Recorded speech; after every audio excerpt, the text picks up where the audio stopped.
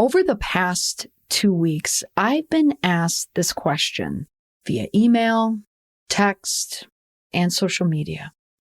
Is it okay to keep posting on social media while the world is watching what is happening in Ukraine?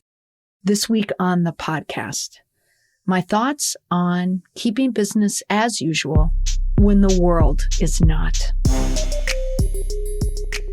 Welcome to the Indestructible PR podcast, where we use current events and tested media and PR strategies to help you manage a crisis and build an indestructible reputation.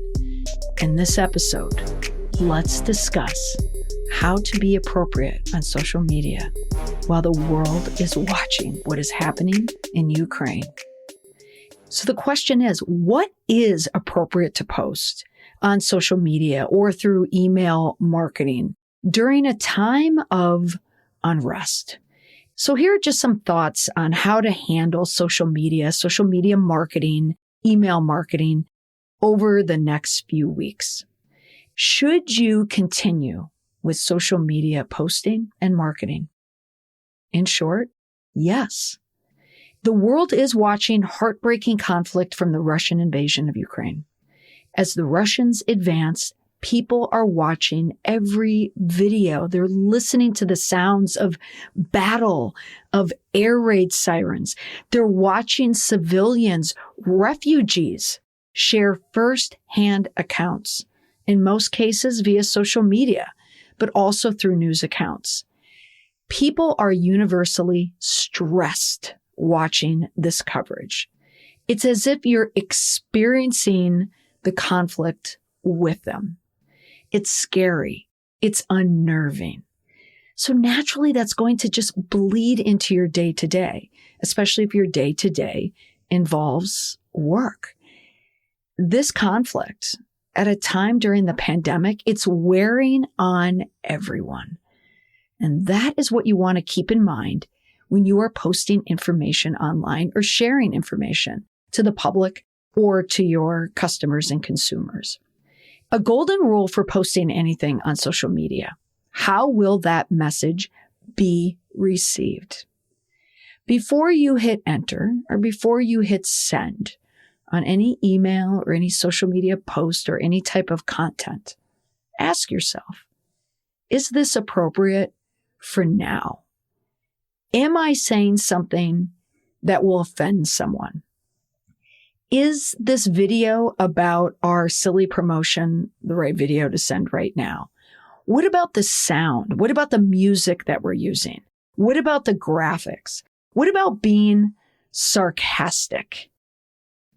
Are you going to complain about something? And are you going to complain about something online? Is it going to sound petty, like a first world problem? So ask yourself, before you do anything, is it appropriate or important to post it right now? Now, does that mean you have to post everything under a veil of sadness and fear? No, not at all.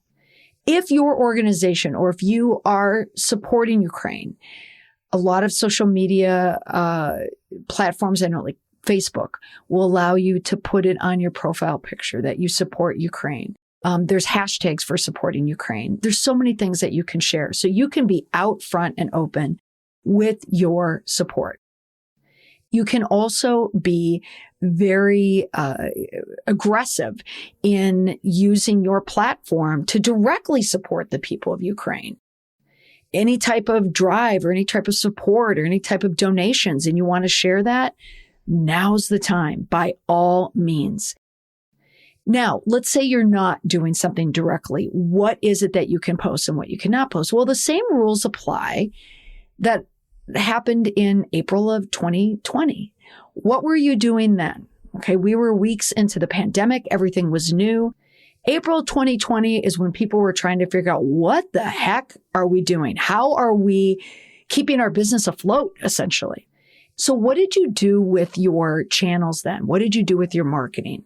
If you think back, most of you are going to say we were informing the public. We were informing our customers.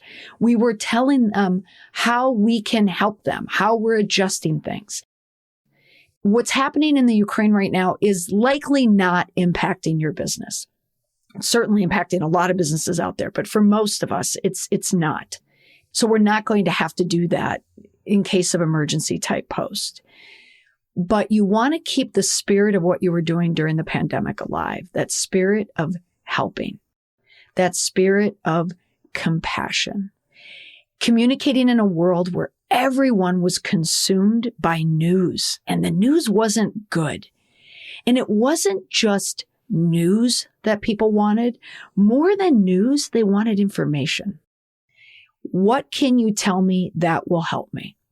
Information is always safe.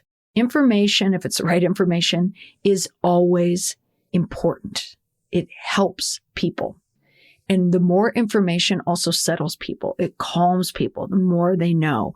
The occupation of Ukraine by Russia, that's a big unknown. Every time you watch video or you go online and you find out what's trending now, where is Russia now, it's stressful.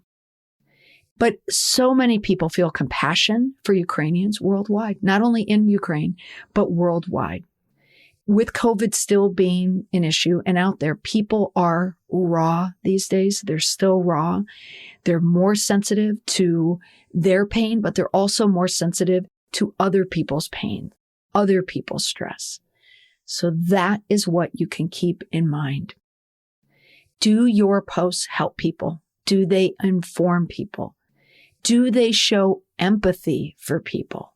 Doesn't mean they have to show empathy for refugees coming out of Ukraine, though that would be nice.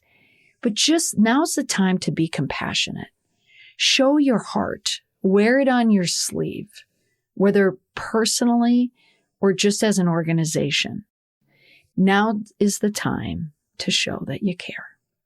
In every podcast, I share an indestructible PR tip. This is the tip that's going to help you keep your reputation strong and intact. When the invasion was first starting, I think it was 2 weeks ago now, I was on a Twitter space chat, and I've talked about it before, the P-hour lunch hour. And one of the first questions we talked about was this: is it inappropriate to post? And one of the questions posed to me was about someone had mentioned their client wanted to release bad news in the hopes that it would go unnoticed. My advice then is my advice now on the podcast. Even though people are paying attention to Ukraine, even though the world is watching, keep in mind where they are watching. People aren't just paying attention to one thing. If people are being driven to news sites, to social media platforms, they're watching everything. Algorithms make sure that you see everything. Your bad news will likely not be hidden by what is happening online. It increases the likelihood that someone will notice. That's all for this week on the podcast. Thanks so much for listening. Bye for now.